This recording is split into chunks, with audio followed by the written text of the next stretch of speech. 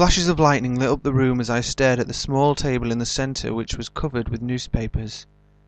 Each article on the table had some reference to a recent string of murders that had been committed within the city.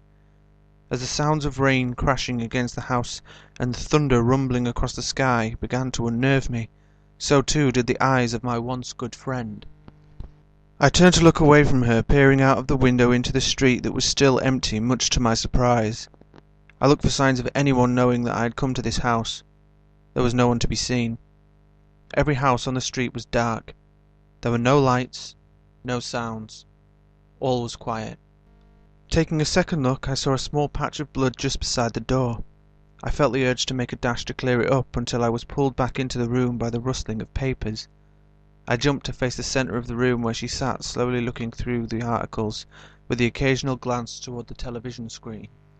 She took the remote in her hand and pressed the mute button so that the newsreader was nothing more than a mime. She looked down at the papers before turning to me. "I need to know exactly what you've done," she said in a low tone. I stared at her for a moment. I was trying to think over the events that had happened only some 15 minutes before. I sat down on the chair opposite my host and looked into her eyes.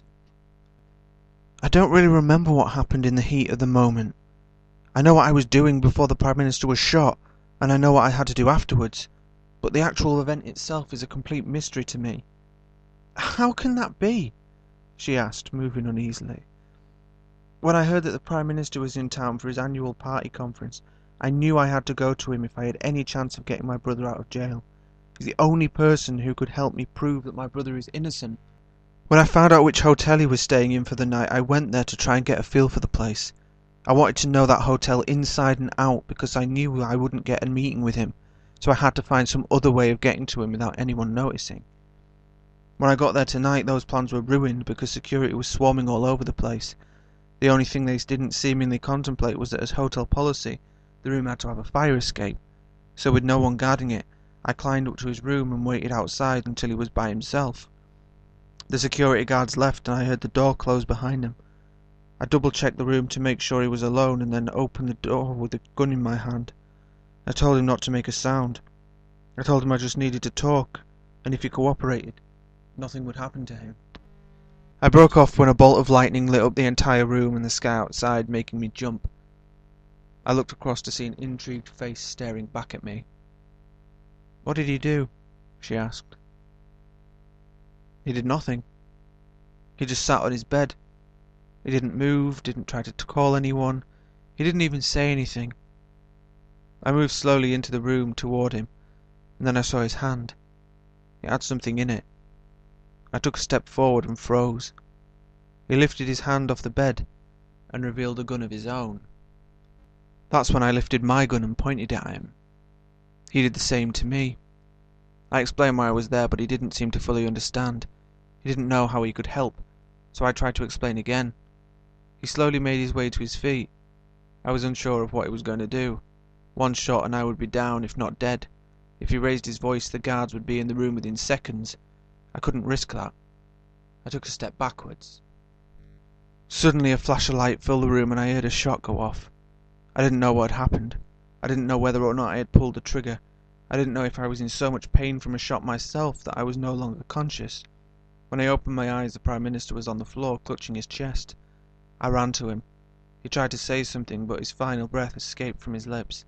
I looked up to see the door fly open. I still had the gun in my hand. There was only one thing that I could do. Run. So I did. I ran through the fire door. I jumped down as many steps at a time as I possibly could without falling until I was at the bottom. I could hear voices shouting above me.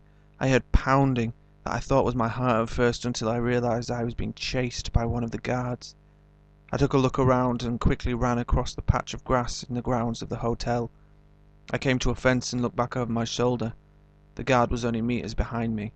I had no choice. I scaled the fence and jumped over the top of it. Then I ran down the street at the other side. For the first time since the hotel room I heard complete silence. I looked across at the papers and then at my old friend. I could see by the expression on her face that she was wondering if there was a connection between me and the killing spree that terrified the city. "You don't have the gun," she said. "What?" I asked. "You don't have the gun on you," she repeated. I looked at my hands. They were empty. I felt in my pockets. There was nothing in them. The gun was gone. Dropped somewhere between the hotel and the alley. I had no idea where it was, and attempting to find it would be suicide. "What about your leg?" she asked. "I don't know what happened. When I left the hotel room I was fine. I checked myself as I ran down the fire escape because of the gunshot. I must have caught myself on something when I was trying to get away." Her eyes were glowing. I thought that at any minute she was going to explode, like the sky that threatened to tear itself down from the upper atmospheres. But she did nothing. "What are you going to do?" she asked. "What can I do? There's no option for me right now other than to run. I can't stay here. I can't hand myself in because I don't know if I've actually done anything wrong." She turned her head away from me. Her eyes opened wider as if with shock. She picked up the remote for the television and turned the sound up so the newsreader was more than just an animation.